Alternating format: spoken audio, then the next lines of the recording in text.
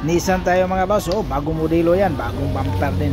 So yung grill okay lang, yung fender checking the PS aban kabayan. Oh, titingnan natin yung mga part lahat bago natin tatanggalin yan. Pag nakita natin, tatanggalin natin. Tapos mayroon sa loob, baka mayroon pang mga kailangan na piso. Ayan, tatanggalin na natin. So saglit lang tanggalin yung kabayan. Mga Nissan, Toyota,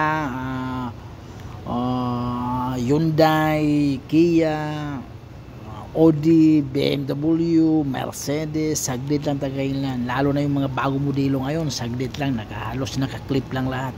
Hindi katulad ng mga Toyota dati, ng mga lumang modelo na Toyota, naka-bolt talaga lahat, lalo na yung sa likuran. So mayroong kuwan yan, nut saka bolt, bolt saka nut, naka-connect. Pero ngayon, mga bagong modelo, halos naka-clip lang, hindi matibay. Pero matibay pa din yung clip kabayan ha, kasi pag yung nakakontra yung clip pagtanggalin mo, mahirapan ka rin magtanggal yan. So, yung kanay, tanggal lang kabayan, saglit na natanggal kabayan. Ayan kabayan, huwag kalimutan.